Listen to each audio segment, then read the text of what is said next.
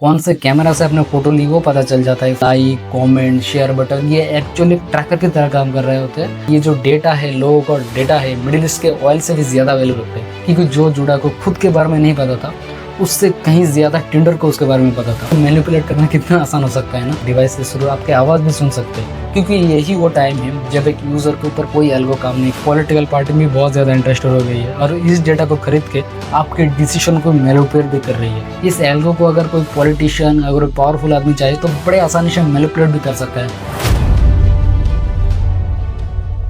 देखिए, हम जो ये सोशल मीडिया यूज़ करते हैं, फेसबुक वगैरह, इसके लिए हमें एक भी रुपया नहीं देना होता है, लेकिन इन सोशल नेटवर्किंग साइट जो ओनर्स है वो बिलियंस ऑफ डॉलर लगा के डेटा सेंटर वगैरह मेंटेन करते हैं ताकि हम लोग फोटो, वीडियो ये सब अपलोड कर पाए। खाली फेसबुक की बात करें अगर, तो इनके 18 डेटा सेंटर है जिसकी कॉस्टिंग $20 बिलियन से भी ज़्यादा है। ऐसे ही हर सोशल मीडिया साइट को बिलियंस ऑफ डॉलर लगाने होते हैं तब जाकर एक नेटवर्किंग साइट चल पाती है। तो आज की डेट में जहाँ लोग हवा गुब्बारे मांग के बेच दे रहे हैं, ये लोग सारी चीज़ें फ्री में क्यों दे रहे हैं? आप ये कह सकते हो हमारा जो डेटा यूज़ होता है उससे ये पैसे बनाते हैं। और कुछ लोगों का ये भी मानना है कि हमारा डेटा ले भी ले तो हमारा तो कोई सीक्रेट है नहीं, एक दो ईमेल आईडी, नेम वगैरह ले भी जाओ तो हमारे पास तो कुछ छुपाने को है नहीं।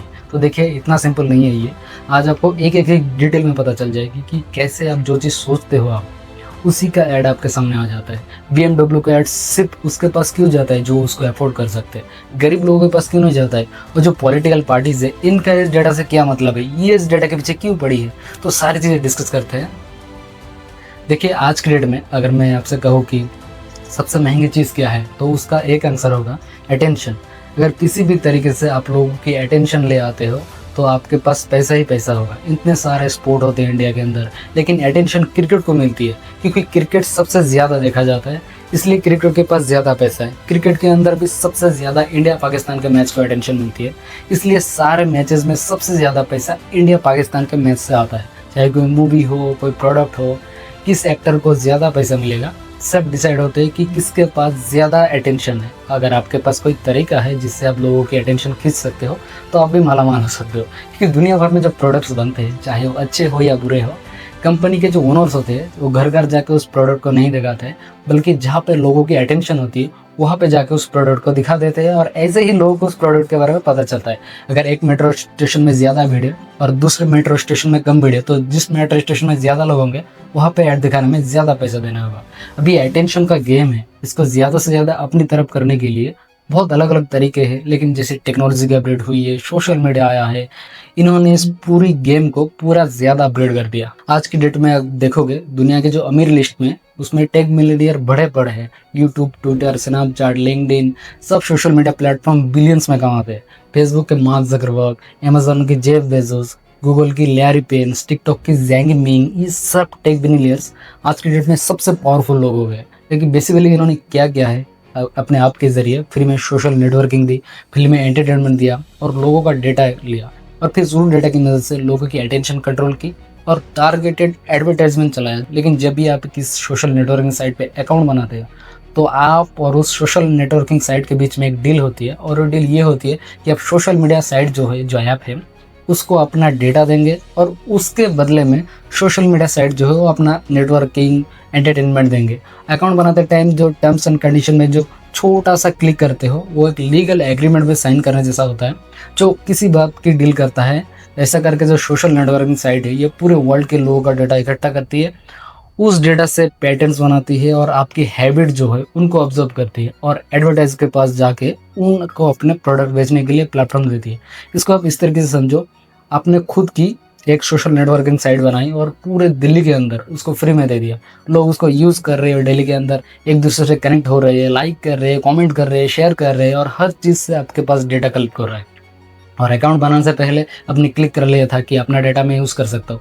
इससे करके पूरे दिल्ली के लोगों का डेटा अपने पास आ गया और उस डेटा को आपने उठाया और डेटा साइंस और अटेंशन इंजीनियर की मदद से आपको ये पता चलता है कि दिल्ली के अंदर जो सीपी का एरिया है वहाँ के लोग कॉफ़ी ज़्यादा पी रहे हैं और एक स्पेसिफिक टाइम पे पी रहे हैं। तो आपने क्या किया, कॉफ़ी के आप बहुत बड़ी कंपनी के पास गए, आपने उस कंपनी से कहा कि क्या टीवी में आप ऐड दे रहे हो, अखबार में ऐड दे रहे हो, इधर उधर बैनर लगा रहे हो, आप ये जो एड्स है ये मुझे दो और मैं आपको एड्स सिर्फ उन्हीं लोगों को दिखाऊंगा जो कॉफ़ी के एडिक्टेड है। उनकी हर एक हैबिट मुझे पता है, मेरे पास डेटा है और इससे कन्वर्जन बहुत ज़्यादा होगा। जो ट्रेडिशनल आपका जो एडवर्टाइजमेंट का तरीका है उससे ज़्यादा कन्वर्जन होगा। तो वैसे भी अगर अखबार में ऐड दिया जाता है दिन में एक बार या 2 बार खुलता है और बाकी टाइम अखबार किसी कोने में पड़ा रहता है। लेकिन एक मोबाइल जो है इंसान के सबसे करीब होता है। अगर आप किसी के मोबाइल में घुस गए तो फिर इससे पर्सनल और क्या आ सकता है। तो इस तरीके से एक बेसिक मॉडल बना जो कि अपग्रेडेड वर्जन है एडवर्टीजमेंट का। अब आपका ये भी क्वेश्चन हो सकता है कि हमने तो जब फेसबुक अकाउंट बनाया था तो हमने नाम, एज, ईमेल ये दी थी, बहुत ज़्यादा होता 2 फैक्टर ऑथेंटिकेशन के लिए मोबाइल नंबर दे दिया था, तो इन साइट्स को हमारे बारे में इतना कुछ कैसे पता चल जाता है। देखिए, जब आप एक अकाउंट आप बनाते हो अपना बेसिक डिटेल तो देते ही हो, लेकिन आप क्या लाइक करते हो, किस पोस्ट पे कमेंट करते हो, कितने टाइम एक्टिव हो, कौन से दिन उसको यूज़ नहीं कर रहे हो, कौन कौन से लोकेशन में जाके उसको यूज़ कर रहे हो। आप जो सोशल मीडिया के ऊपर इमेज पोस्ट करते हो उसके एग्जिट डाटा से, जो आप जीपीएस कोऑर्डिनेट से, वो पता चल जाते हैं। कौन से कैमरा से आपने फ़ोटो ली वो पता चल जाता है। फाइल साइज़, डेट, हर एक चीज़ पता चल जाती है। आप कभी ट्राई करिएगा, अपनी इमेज को ऑनलाइन एग्जिट डाटा उसका चेक करिएगा, तब आपको पता चलेगा कि ऐप की एक पिक्चर में कितनी सारी डिटेल्स होती है। अब ये सारी डिटेल सोशल नेटवर्किंग साइट जो होती है वो सेव करके रखती है। ये लाइक, कमेंट, शेयर बटन ये एक्चुअली ट्रैकर की तरह काम कर रहे होते हैं, जो कॉन्टिन्यूसली आपकी हरकतों को, आपकी इन्फॉर्मेशन को सोशल मीडिया साइट को दे रहे होते हैं। ये जो लाइक, कमेंट, शेयर करके आप छोटा छोटा डेटा अपना दे रहे हो सोशल नेटवर्किंग साइट को, अगर आप नहीं दोगे तो आप इनके किसी काम के नहीं। उस केस में ये जो सोशल नेटवर्किंग साइट्स है ये आपको इनके प्लेटफॉर्म को नहीं यूज़ करने देंगे। 2018 में फेसबुक के सीईओ ने एक इंटरव्यू में कहा था कि अगर कोई यूज़र ऐसा कह रहा है कि हमारा डेटा मत यूज़ करो, एडवर्टाइज को मत दो, तो उस केस में इस प्लेटफॉर्म को यूज़ करने के लिए उनको पैसे देने होंगे। पहले क्या होता था कि जब आप किसी वेबसाइट में लॉगिन करते थे तो आपको बार बार डिटेल्स डालनी पड़ती थी। मतलब कि एक बार डिटेल्स डाल के वेबसाइट लॉगिन की, फिर दोबारा साइट खोलोगे तो फिर सारी डिटेल लॉगिन वगैरह करनी होती थी। हर बार जब वेबसाइट में जाते थे तो वेबसाइट आपको यूनिक यूज़र की तरह ट्रीट करती थी। वेबसाइट की खुद की कोई मेमोरी नहीं होती थी, तो उसको नहीं पता चल पाता था जो आदमी अभी वेबसाइट यूज़ कर रहा है वो पहले यूज़ करके गया है कि नहीं। फिर मोंटोली नाम के एक आदमी कुकीज़ लेकर आए। आज की डेट में जब आप किसी वेबसाइट में जाते हो तो आपसे कहता है कि एक्सेप्ट कुकीज़, आपसे परमिशन लेता है। जो जैसे ही आप उसको एक्सेप्ट करते हो वेबसाइट आपकी डिटेल्स ब्राउज़र में सेव कर देता है। और ये जो कुकीज़ होते हैं ये एक तरह से वेबसाइट की मेमोरी तरह एक्ट करते हैं। अब मान लो आप टाइम्स ऑफ इंडिया की वेबसाइट में गए, यहाँ पे आपने कुकीज़ एक्सेप्ट कर ली, यहाँ पे आपकी सारी डिटेल जो है सेव हो जाएगी। अब दोबारा जब इसी वेबसाइट में जाओगे तो वेबसाइट आपकी डिटेल जो है याद रखेगी। इस वेबसाइट के पास आपका डेटा सेव हो गया, जो भी डिटेल्स आपने डाली होंगी। फिर मान लो आप किसी शॉपिंग वेबसाइट में गए, वहाँ पे आपने जो आपका डेबिट कार्ड है, क्रेडिट कार्ड है, उसकी डिटेल्स भरनी पड़ी, तो वो वेबसाइट जो है वो डिटेल्स याद कर लेगी। फिर एक थर्ड पार्टी कुकीज़ होती है जिसमें वेबसाइट जो है वो आपस में कम्युनिकेट करती है। अब कभी कभी किसी वेबसाइट में जाते हो तो देखे होंगे फेसबुक का लाइक बटन है, तो अब जब लाइक करते होंगे तो उसके फेसबुक के आ जाता होगा, तो थर्ड पार्टी कुकीज़ है। तो इस तरीके से आपस में कनेक्टेड रहते हैं और इन्फॉर्मेशन जो है वो एक दूसरे से शेयर करते रहते हैं। तो उन कुकीज़ की मदद से अलग अलग वेबसाइट में जब आप दौड़ दौड़ के इन्फॉर्मेशन देते जाते हो वो ये सारा कुछ ट्रैक करते रहते हैं। जिस वेबसाइट में ज़्यादा लोग जाएंगे वहाँ पे ज़्यादा अटेंशन, ज़्यादा डेटा और ज़्यादा पैसा। इसलिए अलग अलग तरीके से वेबसाइट आपको ट्राई करती है और अपनी वेबसाइट में बुलाती है कि यूज़र बनने को गए थे, ताकि आप ज़्यादा से ज़्यादा डिटेल उनके पास आए। जितने ज़्यादा यूज़र्स होंगे उतना ज़्यादा डेटा होगा और उतने ज़्यादा पैसे होंगे। और जब एक बार यूज़र वेबसाइट पे आ जाता है तो वेबसाइट डायरेक्ट एडवर्टाइजर पर जाके एड नहीं दिखाती है, बल्कि इस एडवर्टाइजर और वेबसाइट के बीच में होती है गूगल एडसेंस या फिर फेसबुक ऑडियो नेटवर्क या फिर माइक्रोसॉफ्ट एडवर्टाइजिंग या अमेजन एडवर्टाइजिंग। ये सबके अलग अलग है, इनका काम ही एक ही होता है। ये एक तरह से मिडिल मैन होते हैं वेबसाइट और एडवर्टाइजर के बीच में। इनका काम होता है कि रेलेवेंट ऐड जो है वो वेबसाइट पे लगा के वेबसाइट की यूजर्स को दिखाना। अब ये सारी चीज़ें लोग थर्ड पार्टी कुकीज़ के थ्रू करते हैं। ये देखिए, टाइम्स ऑफ इंडिया की वेबसाइट मैंने खोली है, साइड में ये जो एड्स आ रहा है इसके अगर मैं जूतों वाली वेबसाइट में जाओगे, कॉन्टिन्यूसली सर्च करते रहो कि अगली बार जब टाइम्स ऑफ इंडिया में जाऊंगा तो जूतों से रिलेटेड ऐड आ सकते हैं। तो इस तरीके से थर्ड पार्टी कुकीज़ के थ्रू ये सारी वेबसाइट इंटरकनेक्टेड रहती है। अब इस चीज़ में आप ये भी कह सकते हो ऐड ही तो दिखा रहे हैं, हमको खरीदेंगे नहीं, बाहर जाके खरीदेंगे। इस पूरी चीज़ को ऐसे समझो, जब आप घर में मॉम एंड डैड के साथ डिसाइड करते हो कि स्कूल के लिए हमें जूते खरीदने जाना है, और आपके घर के निकलने से पहले ही पूरे मार्केट को पता हो कि ये तीनों मार्केट में के जूते खरीदेंगे, और जो दुकानदार ज़्यादा पैसे दे के ऐड दिखाएगा मिडिलमैन के थ्रू, उसी को ही जूते दिखाए जाएंगे। तो यही रीज़न है कि आज की डेट में ये जो डेटा है, लोगों का डेटा है, मिडिल ईस्ट के ऑयल से भी ज़्यादा वैल्यू रखते हैं। 2017 में 2 इकोनॉमिस्ट में एक रिपोर्ट पब्लिश हुई थी जिसमें डेटा को ऑयल से भी ज़्यादा वैल्यूबल कंसिडर कर गया था। अब क्योंकि ये डेटा वैल्यूबल होता है तो हैकर्स वगैरह जो होते हैं वो अलग अलग साइट से अटैक करके डेटा चुरा भी लेते हैं आइडेंटिटी फ्रॉड वगैरह करने के लिए। जैसे मान लो आपने ओला, उबर, इन सब पे किसी भी प्रोफाइल बनाई और उनके सर्वर पे अटैक करके हैकर्स आपका डेटा चुरा लिया, और उसको चुराने के बाद जो हैकर्स होते हैं या तो उसको डेटा को बेच देते हैं या फिर आइडेंटिटी फ्रॉड वगैरह करते हैं। जैसे 2021 में एयर इंडिया की 4.5 मिलियन का कस्टमर का डेटा हैकर चुरा के ले गए थे। ये लोग सालों से वहाँ पे डेटा मेंटेन कर रहे थे, यूजर अकाउंट बनवा बनवा के। हैकर्स आए और सारा डेटा लेके चले गए। इसी 2020 में बिग बास्केट की 20 मिलियन की कस्टमर का डेटा चुरा ले गया था और उसको चुरा के डार्क वेब पे बेच दिया गया था। और इसकी बहुत ज़्यादा पॉसिबिलिटी है कि आपकी जो ईमेल आईडी है, वो कार्ड डिटेल्स है, ये कभी न कभी इन पे अटैक हुआ। तो आप एक बार चेक कर लीजिएगा एक वेबसाइट पे haveibeenpawned.com। तो इसमें अपनी ईमेल आईडी वगैरह डाल के चेक कर लेना कि आपकी जो ईमेल आईडी है वो कॉम्प्रोमाइज़ हुई कि नहीं। और ये कि छोटी चीज़ नहीं है कि इस डेटा को इकट्ठा करके फिर लोग अलग अलग तरीके से पिचिंग अटैक वगैरह करते हैं। ये जो डेटा आपका कलेक्ट किया जा रहा है, इसकी मदद से आपकी बिहेवियर और आपकी जो नेक्स्ट एक्शन होंगे उनको कंट्रोल किया जा सकता है। और जो डे बाय डे इंप्रूव हो रहा है, इस डेटा की मदद से आप किसको डेट कर रही हो, किसके पास कौन सा जॉब ऑफर है, किसके पास कौन सा इंश्योरेंस है, कौन पे कर सकता है, कौन नहीं पे कर सकता है, कौन किस एडवर्टाइजमेंट में क्लिक कर सकता है, किस पॉलिटिकल पार्टी को कौन सपोर्ट करता है, रिलीजियस ओपिनियन क्या है, वोट किसको कर सकते हैं, सारी चीज़ें पता लगाई जा सकती है। मैं अभी समझाता हूँ आपको कि मैं कहना क्या चाहता हूँ। पेरिस में एक लड़की थी जूडा। तो जूडा ने अपने ब्रेकअप के बाद टिंडर यूज़ किया। जब ये यूज़ कर रही थी तो उसको अपनी प्रोफाइल को रेटिंग को लेके कुछ डिससेटिस्फेक्शन था। तो उसने टिंडर कई सारे ईमेल भेजे, 6 महीने तक कॉन्टिन्यूसली ईमेल भेजे कि आप मेरा जो डेटा है उसको भेजो, मुझे चेक करना है कि आप सही से कर रहे हैं कि नहीं। यूरोप के जो डेटा प्रोटेक्शन लॉ है थोड़ा स्ट्रिक्ट है, तो वहाँ पे आप चाहो तो ऐसा कर सकते हो। तो कॉन्टिन्यूस फॉलोअप करने के बाद, ईमेल भेजने के बाद 800 पेजेस का डेटा भेजा टेंडर ने।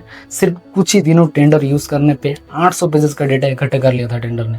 जूडा जो थी उस डेटा को देख के बहुत ज़्यादा सरप्राइज थी, क्योंकि जो जूडा को खुद के बारे में नहीं पता था, उससे कहीं ज़्यादा टिंडर को उसके बारे में पता था। उस डेटा से ये पता चला कि टिंडर को ये तक पता था कि वीक में कितनी बार वो लोनली फील करती है, किस तरह से लड़के उनको पसंद है, किस किस टाइम पे वो लड़कों की तरफ ज़्यादा अट्रैक्ट हो सकती थी, कितने मैसेज किन किन लड़कों को भेजे, न्यू ईयर उन्होंने अकेले मनाया, म्यूज़िक पेस्ट किया, लोकेशन, पसंद नापसंद, उनकी एक एक डिटेल्स टिंडर के पास थी। अब आप सोच के देखिए, इतनी डिटेल अगर आपको मिल जाए किसी की, तो आप उसको मैनिपुलेट करना कितना आसान हो सकता है ना। उसका पॉलिटिकल ओपिनियन हो, किसी एडवर्टाइजमेंट क्लिक करना हो, कितना आसान होना। यहाँ तक कि जो सोशल मीडिया कंपनीज है उसके ऊपर मल्टीपल टाइम इंक्वायरीज बैठ चुकी है कि ये लोग जो आपका मोबाइल है, जो अब आप दोस्तों से बात करते हो, डिवाइस से शुरू आपके आवाज़ भी सुन सकते हैं। हालांकि ये प्रूव नहीं हो पाया। एक्चुअली लोगों के साथ क्या रहा था कि वो फ़ोन में जो फ्रेंड से बात कर रहे थे, अगले ही दिन या 1-2 दिन बाद उसी से रिलेटेड प्रोडक्ट उनके सामने आ जा रहे थे। हालांकि ये बात प्रूव नहीं हो पाई, लेकिन सोशल मीडिया कंपनी ने ये जो इनका डेटा का गेम है बहुत ज़्यादा स्ट्रॉन्ग कर लिया है। अगर किसी घर के अंदर वाइफ जो है वो वॉशिंग मशीन सर्च कर रही है, तो घर के अंदर जो कमाने वाला बंदा है, अगर वो हस्बैंड है तो उसको वॉशिंग मशीन का ऐड रिकमेंड होने लग जाएगा अगर वो सेम वाईफाई में है। Browser history, search history, social media activity, location, demographic data, इन सारे डिटेल्स में बड़े आराम से आपको बिहेवियर, कौन सा कंटेंट आप देख रहे हो, किस हिसाब की प्रोडक्ट आप सर्च कर रहे हो, हर एक चीज़ पता लगाई जा सकती है। और उसके हिसाब से फिर आपको टारगेटेड एडवर्टाइजमेंट दिखाया जाता है। और फिर आपकी जो एक साइकोलॉजिकल प्रोफाइल होती है ये भी अपडेट भी होती रहती है कि पहले आपको ये पसंद था, आज की डेट का आपको ये पसंद है। और फेसबुक में, इसलिए मैं फेसबुक की नाम ले रहा हूँ क्योंकि फेसबुक फेमस है। बाकी जब भी मैं बात करता हूँ सारा प्लेटफॉर्म की बात करता हूँ, ठीक है, जितने भी सोशल मीडिया प्लेटफॉर्म है, सोशल मीडिया पे अकाउंट बनाने से पहले एक बार जब ये टर्म्स एंड कंडीशन पे येस कर देते हो तो उसके बाद आपका डेटा लेने के लिए ये लोग एलिजिबल हो जाते हैं। इसलिए आप देखोगे टर्म्स एंड कंडीशन में बहुत बोरिंग तरीके से बनाया जाता है, लीगल टर्म्स उसमें बहुत ज़्यादा यूज़ करते हैं, जिसको एक्चुअल में समझने के लिए एक लॉयर की ज़रूरत पड़ जाए। मतलब कि एक आम आदमी उसको पढ़ नहीं पाता। इनके प्लेटफॉर्म जो होते हैं एकदम सिंपल टू यूज़ होते हैं ताकि उसमें ही आप चिपके रहो। लेकिन टर्म्स एंड कंडीशन ऐसे होते हैं कि आदमी को समझने में घंटों लग जाते हैं, इसलिए लोग बिना पढ़े यस कर देते हैं। 20,000 से भी ज़्यादा वर्ड्स और लंबे फॉर्मेट में ये टर्म्स एंड कंडीशन जानबूझ के बनाया जाता है। इसका जो फॉर्मेट होता है उसको भी जानबूझ के बोरिंग बनाया जाता है। प्रॉपर्टी एग्रीमेंट हो या कोर्ट के डॉक्यूमेंट वगैरह उसकी तरह दिखाया जाता है ताकि पढ़ने का मन ही ना करे। 2017 में न्यूयॉर्क यूनिवर्सिटी के प्रोफेसर जोनाथन और एनी ने नेम ड्रॉप नाम की एक फेक वेबसाइट बनाई, एक्सपेरिमेंट के लिए बनाई थी। इन्होंने इसमें 543 स्टूडेंट को ज्वाइन करवाया और सेम फॉर्मेट में टर्म्स एंड कंडीशन बना के जैसे सोशल मीडिया कंपनी बनाती है उसको बनाया और इस ऐप में इंटीग्रेट कर दिया। और ये टर्म्स एंड कंडीशन बनाई थी इन्होंने, इसमें एक चीज़ और थी, पैराग्राफ 2.3.2 में एक चीज़ डाल दी कि जो इस टर्म्स एंड कंडीशन को येस करेगा उसका पहला बच्चा जो होगा वो लीगली नेम ड्रॉप का जो ओनर है उसका हो जाएगा। ऐसा इन्होंने इसलिए किया था कि इनको चेक कर रहा था कि हाँ कितने लोग बोलेंगे। 1/4 स्टूडेंट को छोड़ के बाकी जितने भी लोग थे उनमें सब में इन टर्म्स एंड कंडीशन में येस कर दिया। इन टर्म्स एंड कंडीशन को लेकर मल्टीपल टाइम डिस्कशन हो चुके हैं। फेसबुक ने मल्टीपल टाइम कहा कि हम स्ट्रिक्ट रूल बनाएंगे, यूज़र का डेटा सेफ रहे। मतलब कि फेसबुक हमारा डेटा मिस यूज़ नहीं करेगा, इस चीज़ को लेकर फेसबुक खुद स्ट्रिक्ट रूल बनाएगा। कहने का मतलब ये है कि जो लड़ाई चल रही है डेटा की, इसमें हर एक यूज़र अकेला है, इसमें गवर्नमेंट का भी कोई सपोर्ट नहीं है। आजकल आपने देखा होगा फेसबुक में कई लोग पोस्ट करते हैं कि फेसबुक को मैं अनुमति नहीं देता मेरा डेटा यूज़ करने की, ये सब कर रहे पोस्ट करते हैं। उससे कुछ नहीं होगा, क्योंकि टर्म्स एंड कंडीशन में डेटा देने की अनुमति पहले ही हो चुकी है। 2013 में एक डॉक्यूमेंट्री आई थी, टर्म्स एंड कंडीशन में अप्लाई, उसको देखिएगा आप। इसमें दिखाया था कैसे सोशल मीडिया कंपनीज आपका डेटा लीक करके मिसयूज करती है, उसको कैसे बेच देती है। सोशल मीडिया कंपनीज में आपस में भी अटेंशन को लेकर, डेटा को लेकर बहुत कंपटीशन है। जिस प्लेटफॉर्म के पास सबसे ज़्यादा यूजर्स रहेंगे उस प्लेटफॉर्म में ज़्यादा एक्टिविटी और ज़्यादा अटेंशन होगी और डेटा ज़्यादा कलेक्ट होगा, मतलब कि ज़्यादा प्रॉफिट होगा। और ज़्यादा डेटा कलेक्ट होने के बाद ये लोग उस डेटा से पैटर्न बनाते हैं ताकि और एक्यूरेट गेस कर पाए कि यूज़र का नेक्स्ट स्टेप क्या होगा। इसलिए इन सारी सोशल मीडिया कंपनीज का बस एक ही एम है, जिसके लोग दिन रात काम करते हैं, कि कैसे भी करके आप इनके ऐप से चिपके रहे। नेटफ्लिक्स के ओनर ने एक बार कहा था कि फेसबुक, गूगल हमारे कंपटीशन तो है, लेकिन मार्केट बहुत बड़ा है। हमारा असली कंपटीशन जो है आदमी की स्लीप है, यानी कि नींद है, क्योंकि यही वो टाइम है जब एक यूज़र के ऊपर कोई एल्गो काम नहीं है। और अगर आप ध्यान से देखो तो हर एक सोशल मीडिया कंपनी जो है वो दुनिया के बेस्ट माइंड, बेस्ट स्ट्रेटजिस्ट को हायर करके उनसे सिर्फ यही करवा रही है कि कैसे भी करके आप इनके ऐप से चिपके रहे। और ये काफ़ी हद तक कामयाब भी रहे। जो पहले आप फ्रेंड से मिलने जाते थे, फन करते थे, वो टाइम आज डेट आप मोबाइल को देते हो। बाहर ग्राउंड में खेलने जाते थे, वो टाइम आप इनके पास जाता है। 1 मिनट के लिए अगर कहीं लाइन लगी है, वहाँ पे वेट करना पड़ जाए तो तुरंत ही मोबाइल निकल जाता है हर किसी का। इनफैक्ट मूवी हॉल के बीच में ऐड आ जाए, उसके बीच में मोबाइल निकल जाता है, वो टाइम भी इनके पास जाता है। वॉशरूम में बैठ के जो आप पहले सोचते थे कि आज के डेट में, वो टाइम भी इनके पास चला गया। लोग बिना मोबाइल के वॉशरूम तक नहीं जाते। हस्बैंड वाइफ जो साथ में बैठते थे, आज की डेट में वो अपने अपने मोबाइल में लग जाते हैं, तो वो टाइम भी इनके पास जाता है। आपने कई बार ये भी सुना होगा पार्टनर्स में लड़ाई होती है, ये बस मोबाइल में ही लग रहे थे। कई लोगों के बॉस तक नाराज़ हो जाते हैं क्योंकि उनके एम्प्लॉय मोबाइल में लग रहे थे। मतलब रोजी रोटी तक दाव पे लगा के लोग अगले रील पे क्या होने वाला है इसके पीछे पड़े हैं। और इससे बड़ा एडिक्शन कुछ भी नहीं हो सकता, ठीक है। पूरे दिन भर में जब आप सोते हो, बस उसका तोड़ नहीं है इनके पास। बाकी सब चीज़ों के लिए इन्होंने वर्ल्ड के बेस्ट अटेंशन इंजीनियर बैठा के आपका टाइम और अटेंशन इन ऐप्स पे लगा दिया है। आपको ये रियलाइज ही होने नहीं देंगे। सिर्फ एक नोटिफिकेशन के लिए आप मोबाइल खोलोगे और कब आप रील पे पहुंच जाओगे पता ही नहीं चलेगा। आप यूट्यूब पे एजुकेशनल वीडियो सर्च करने जाओगे या कोई काम के वीडियो देखने के लिए जाओगे, आप शॉर्ट पे कब पहुंच जाओगे पता नहीं चलेगा। अगर इसको आप ध्यान से समझो तो कुछ चुनिंदा अटेंशन इंजीनियर या फिर बड़े बड़े दिमाग या बड़ी कंपनियों के मालिक कैलिफोर्निया की सिलिकॉन वैली में बैठ के ये डिसाइड कर रही है कि दुनिया के बिलियंस ऑफ लोगों का अटेंशन और इंटरेस्ट कहाँ पे होगा। एक इंसान का अटेंशन यानी कि ध्यान जहाँ पे होता है वहीं से उसकी मेमोरीज बनती है। अगर अटेंशन पे भी कंट्रोल किसी और का होगा तो हमारी लाइफ कहाँ रहेगी। जिस तरीके से कैपिटलिज्म ने सिर्फ वीकेंड छोड़ा जीने के लिए, ट्रेंड्स होते हैं, ट्विटर के ट्रेंड्स, रील्स के ट्रेंड्स, बस यही मेमोरीज रही है। सिर्फ ऐड दिखा के प्रोडक्ट बेचने की बात होती तो भी ठीक था, लेकिन इस डेटा से आपकी सोशल और पॉलिटिकल बिहेवियर भी कंट्रोल की जाती है। बिग डेटा और डेटा माइनिंग जैसी टेक्नोलॉजी का यूज़ करके लार्ज अमाउंट ऑफ डेटा यानी कि पूरे पॉपुलेशन की बिहेवियर और पैटर्न को समझा जाता है। जब उनको टारगेटेड कंटेंट दिखाया जाता है, ऐसा कंटेंट जिससे इन सोशल मीडिया कंपनीज के जो इंटरेस्ट है वो पूरे हो जाए। आज से कुछ साल बाद क्या होता था कि जिस दोस्त को आप ऐड करते थे अपने प्रोफाइल में, जिस क्रिएटर को फॉलो या सब्सक्राइब करते थे, आपको सिर्फ उसी का कंटेंट दिखाया जाता था। लेकिन आज के डेट में आप देखोगे भले ही आप किसी को भी फॉलो कर रखा हो, लेकिन ये सोशल मीडिया प्लेटफॉर्म आपको खुद से कंटेंट रिकमेंड करते हैं। आप अच्छा कंटेंट देखो, आपकी ग्रोथ उससे ज़्यादा अच्छी हो। सोशल मीडिया कंपनी ये इंपॉर्टेंट नहीं है, उनके लिए इम्पोर्टेंट है कि बस उनके ऐप पे आप पड़े रहो। इसलिए आपके डेटा को एनालाइज करके वो कंटेंट आपको परोसा जाता है जिसमें आप ज़्यादा से ज़्यादा टिके रहो। एक कैसीनो की स्लॉट मशीन की तरह पूरे कंटेंट को डिज़ाइन किया जाता है। एक एक स्क्रॉल पर आपके लिए सरप्राइज से, इस उम्मीद में कि अगली बार कुछ और नया मिलेगा। इंसान 4-4, 5-5 घंटे इन ऐप्स में बिता देते हैं। नोटिफिकेशन को जानबूझ कर रेड कलर कर रखा जाता है, ब्लू कलर कर रखेंगे तो वो उतना टेम्पटिंग नहीं लगेगा। तो इसलिए अगर आप मोबाइल बंद करके बगल में भी रखते हो, अरे एक नोटिफिकेशन आए तो आप कैसे भी करके एक बार मोबाइल खोलो, तो उसके बाद इनके इंजीनियर आपको रील तक पहुंचा के ही मानेंगे। और एक बार अगर आप रील्स वगैरह 2-3 घंटे बिता दिए तो इतना हाई डोपामिन रिलीज होता है कि बाकी काम में फोकस करना बहुत ही मुश्किल हो जाता है। जो लोग बुक्स पढ़ते होंगे या फिर जो स्टूडेंट्स हैं, आप नोटिस करिएगा कि रील्स वगैरह देख के तुरंत फोकस करना बहुत ही मुश्किल होता है। कंटेंट में आपको ज़्यादातर वही चीज़ें रिकमेंड की जाती है जिस चीज़ में आप बिलीव करते हो। अगर आप राइट विंग के हो तो ऑटोमेटिकली आपको ज़्यादा केस में राइट विंग के कंटेंट सजेस्ट होंगे। अगर आप लेफ्ट विंग के हो तो ज़्यादातर आपको लेफ्ट विंग के कंटेंट सजेस्ट होंगे। और क्योंकि ऐसे केस में एक ही तरफ की इंफॉर्मेशन मिलती है तो इससे लोगों को ओपिनियन और भी ज़्यादा स्ट्रॉन्ग हो जाते हैं। वो बिलीव करने लगते हैं कि जो वो सोच रहे हैं वही सही है। किसी के लिए बीजेपी देश के लिए थर्ड है, किसी के लिए कांग्रेस जो है वो देश के लिए थर्ड है। बीच का कोई रास्ता ही नहीं बचा क्योंकि इन्फॉर्मेशन यूजर्स को वही मिल रही है जो सुनना चाहते हैं। जब अपनी अपनी इन्फॉर्मेशन लेके कभी न्यूट्रल प्लेटफॉर्म है वहाँ पे जब ये सारे यूजर्स मिलते हैं तो बहुत ही स्ट्रॉन्ग रिएक्शन होता है, वो लड़ाई होती है। और इस तरीके से जो पोलराइजेशन है सोशल मीडिया कंपनीज को शूट करता है। अगर आप देखोगे कोई भी आदमी फेसबुक आउटरीच या पॉलिटिकल कंटेंट देखने के लिए नहीं आता है।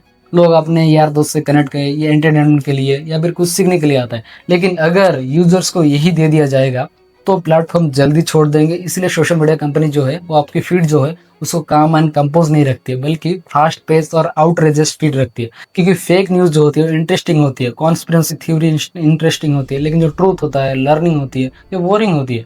आपको जो पूरा डेटा सोशल मीडिया कंपनीज के पास होता है, इस डेटा में पॉलिटिकल पार्टी भी बहुत ज़्यादा इंटरेस्टेड हो गई है और इस डेटा को खरीद के आपके डिसीजन को मैनिपुलेट भी कर रही है। ऐसा में क्यों कर रहा है, एक एग्जाम्पल समझाता हूँ। मार्च 2018 में द गार्जियन और द न्यूयॉर्क टाइम्स ने एक रिपोर्ट पब्लिश की जिसमें ये पता लगा फेसबुक ने अपने 15 मिलियन यूजर्स का डेटा कैमबेस एनालिटिक करके एक कंपनी है उसको दे दिया। अब कैमबेस एनालिटिक जो है उसको डोनाल्ड ट्रंप जो है उसने हायर किया। अब कैमबेस ने इस डेटा की मदद से जितने भी यूजर्स थे उनके साइकोलॉजिकल प्रोफाइल बनाई और इसकी वजह से ये पता चला कि डोनाल्ड ट्रंप जो है वो कितने लोग उसको सपोर्ट करते हैं और कितने ऐसे यूजर्स हैं जिनको थोड़ा सा अगर पुश किया जाए तो डोनाल्ड ट्रंप को सपोर्ट करेंगे। और ये सारा डेटा बना लिया गया। उसके बाद डोनाल्ड ट्रंप का जो कंटेंट था डेली बेसिस पे सुबह शाम इन यूजर्स को दिखाया गया और इसकी वजह से 87 मिलियन लोग जो थे वो प्रो ट्रम्प हो गए थे। 50 मिलियन डेटा था लेकिन इस डेटा की मदद से आपके जो दोस्त यार कनेक्टेड रहते थे उनका डेटा भी फेंक के ले गया था, इसलिए ज़्यादा लोग कन्वर्ट हुए। लेकिन जब ये खबर बाहर आई तो इसके बाद मार्क जकरबर्ग की US house of representative financial service committee में हियरिंग शुरू होती है। यूट्यूब पे पढ़ी है ये पूरी हियरिंग, आप एक बार देख लेना। तो इस चीज़ के लिए 2022 में फेसबुक के ऊपर $725 मिलियन का जुर्माना डाला गया। और इसके बाद फेसबुक ने यूके और यूएस के न्यूज़पेपर में फुल पेज एडवर्टाइजमेंट निकाल के फ्रंट पेज पे अपने जो यूज़र्स थे उन पर माफ़ी मांगी। इसी तरीके से आइलैंड डेटा प्रोटेक्शन कमीशन ने 1.2 बिलियन यूरो का फाइन लगाया था इसी डेटा को लेके। रशिया ने यूएस में 126 मिलियन लोगों को कंटेंट दिखा के मैनिपुलेट किया था 2016 के इलेक्शन में। इंडिया के अंदर भी ऐसे एलिगेशन लगते आए हैं, लेकिन आप सर्च करके देख लीजिए क्योंकि वो प्रूव नहीं हुए तो वो बोलना ठीक नहीं रहेगा। अब सोशल मीडिया कंपनीज के ऊपर सिर्फ पॉलिटिशियंस को डेटा बेचने के लिए इलेक्शन नहीं लगते बल्कि दंगे कराने के भी इलेक्शन लगते हैं। एमनेस्टी इंटरनेशनल ये एक इंटरनेशनल एनजीओ है, इसमें रिपोर्ट पब्लिश की थी जिसमें बताया कि फेसबुक की वजह से म्यांमार में दंगे बढ़े। एक्चुअली फेसबुक की जो एल्गो है वो ज़्यादा एंगेज वाले पोस्ट और ज़्यादा प्रमोट करती है। उसको इससे मतलब नहीं है कि सोसाइटी पे क्या इम्पैक्ट पड़ेगा, उसको एंगेजमेंट और प्रॉफिट से मतलब है। तो म्यांमार में क्या हुआ, उस टाइम पे एंटी रोहिंग्या फेसबुक के ऊपर पोस्ट बहुत चल रहे थे और वो बहुत ज़्यादा वायरल हो रहे थे और फेसबुक के एल्गोस को बहुत ज़्यादा प्रमोट कर रही थी। इन पोस्ट की वजह से काफ़ी दंगे बढ़े और लोगों की जान भी गई। फेसबुक के ऊपर ये एलिगेशन है, फेसबुक को जब पता था दंगे हो रहे हैं उनके पोस्ट की वजह से तो उन कंटेंट को रोकने की बजाय उनको और प्रमोट क्यों किया गया। एक विसर ब्रोहर जो फेसबुक के एम्प्लॉयर थी उन्होंने 10,000 इंटरनल डॉक्यूमेंट लीक कर दिए। तब पता चला कि फेसबुक को इन सब के बारे में पहले से ही पता था, लेकिन उसके बाद भी ये लोग उसको प्रमोट कर रहे थे। ग्रोइंग कमेटी का एक मेंबर है, उन्होंने ऑफिशियल स्टेटमेंट दिया कि जैसे दुनिया के बाकी लोग रहते थे, जैसे हमारा भी रहने का सपना था, लेकिन फेसबुक ने हमारा ये सपना तोड़ दिया। सोशल मीडिया कंपनीज की जो एल्गो है वो डिज़ाइन इस तरीके से है जहाँ पे ज़्यादा एंगेजमेंट होगी, मतलब कि लाइक्स, कमेंट, शेयर ये सब ज़्यादा होंगे, वो उसको ज़्यादा प्रमोट करेंगे। और ये एंगेजमेंट एक्सट्रीम और भड़काऊ कंटेंट में सबसे ज़्यादा होती है। अब जैसे अब मैं एक ट्वीट करूँ कि नरेंद्र मोदी बहुत अच्छा पॉलिटिशियन है, मुझे बहुत पसंद है, और दूसरा ट्वीट मैं करूँ कि नरेंद्र मोदी अभी तक का ग्रेटेस्ट पॉलिटिशियन है, ना उसकी तरह कोई आया है ना कोई आएगा। जो जिसको नहीं मानता है वो बेवकूफ़ है। अब बताओ किस पोस्ट पे ज़्यादा रिएक्शन आएंगे, ज़्यादा एंगेजमेंट होगा, अटेंशन कहाँ ज़्यादा होगी। इसलिए आप देखोगे कि जो लोग फार राइट कंटेंट बनाते हैं या फार लेफ्ट कंटेंट बनाते हैं वो जल्दी ग्रो करते हैं। और इस चीज़ में ऐसा नहीं है कि एक दो सेप खराब है जिनकी वजह से पूरा बास्केट खराब हो रहा है, बल्कि ये जो पूरा सिस्टम है और जो पूरा एल्गो है ये डिज़ाइन इस तरीके से की हुई है, खराब सेप को ही रिवॉर्ड दिया जाता है। इसलिए नफरत और एक तरफा बात करने वाले लोग जल्दी लाइमलाइट में आते हुए दिखेंगे आपको। मेलिसा रैयान ये इलेक्शन स्ट्रेटजिस्ट रही है जो इलेक्शन स्टडी करती है, इन्होंने कहा कि जो अगली कंटेंट होता है वो ज़्यादा और करता है। ये जो पूरा एल्गोरिदम है, ये जो एजर एक्टिवेट के हिसाब से काम करता है, इस एल्गो को अगर कोई पॉलिटिशियन, अगर कोई पावरफुल आदमी चाहे तो बड़े आसानी से मैनिपुलेट भी कर सकता है कंपटीशन प्रोपेगेंडा चलाने के लिए। मतलब कि अपने फेवर की न्यूज़ वायरल करा सकता है जिससे उस पार्टी को फ़ायदा हो। और इसमें मेनली काम आते हैं वर्ड्स। ये जो देखते होंगे आप कई वेबसाइट में कंप्यूटर चैट्स अपने आप रिप्लाई करने लगते हैं, भाई हाई यू बोलोगे तो उस पर रिप्लाई अपने आप हो जाएंगे, तो बॉट्स होते हैं, वो कोई ह्यूमन नहीं होता है। तो ऐसे करके लाखों करोड़ों बॉट्स अकाउंट बन जाते हैं और फिर उन बॉट्स अकाउंट से अपना प्रोपोगंडा चलाना बहुत ही आसान हो जाता है। मान लो अगर आपको केक बहुत पसंद है, आपके दिमाग में आया कि जितने भी केक के अकाउंट्स है वो सारे केक लाइक करूँगा। इसके लिए आपको पहले तो सर्च करना होगा केक वाले अकाउंट कहाँ है, फिर उसमें से आपको पोस्ट देखने होंगे, फिर जाकर लाइक करना होगा। लेकिन इसके वजह आप एक अकाउंट बनाओ, उसमें कुछ ऑटोमेटेड स्क्रिप्ट ऐड कर दो तो खुद सारे अकाउंट सर्च करके लाइक शेयर जो मैसेज करना वो कर देगा।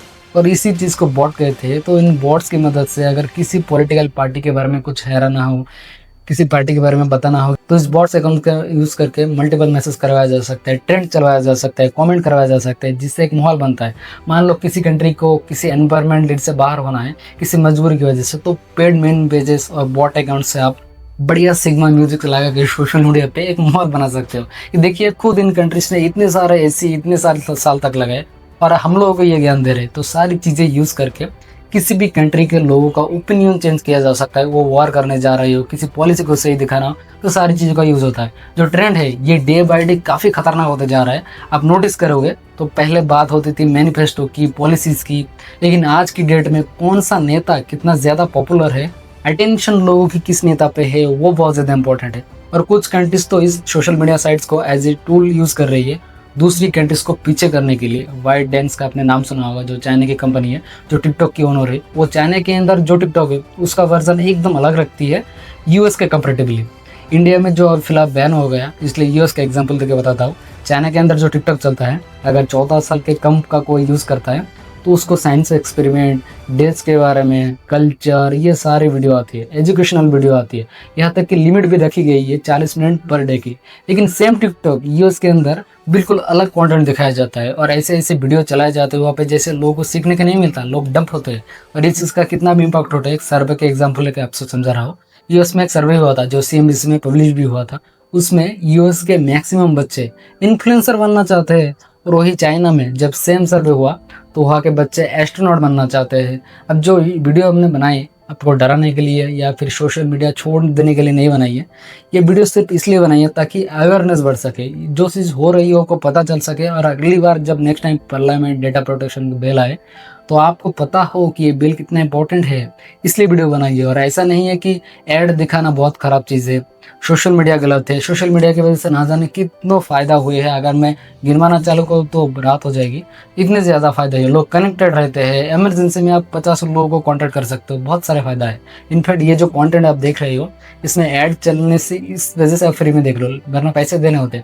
और इसकी वजह से ना जाने कितने गरीबों का फ़ायदा हुआ, कितने लोगों ने फ्री में कोडिंग सीखी है, अपनी लाइफ अच्छी की है। लेकिन एक्चुअल में काम कैसे कर सकते हैं और उसके नेगेटिव साइड है वो किस तरीके से हार्मफुल हो सकते हैं, वो मैंने बस डिस्कस करने की कोशिश की है। मैंने भी ये भी ट्राई किया जो वीडियो बना रहा हूँ, इसका सॉल्यूशन भी रखो आपके सामने। मैंने कभी ढूंढने की भी कोशिश की है, लेकिन सच बात यह है कि इसके बचने का कोई परफेक्ट सोल्यूशन है ही नहीं। आप ऐप डिलीट कर दो, आप मोबाइल छोड़ दो, आप बैंक ऐप से ट्रांजैक्शन, ऑफलाइन शॉपिंग कर रहे हो, आप इतना ज़्यादा इंटरकनेक्टेड है कि आपका डेटा इधर उधर पहुँचेगा ही पहुँचेगा। तो फिलहाल बस यही सॉल्यूशन है कि हमारे गवर्नमेंट इतने अच्छे डेटा प्रोटेक्शन लॉ लाए कि सारी चीज़ें कंट्रोल में आए। Thank you so much for watching, और सब्सक्राइब करना मत भूलिएगा दोस्तों, सब्सक्राइब जरूर करें।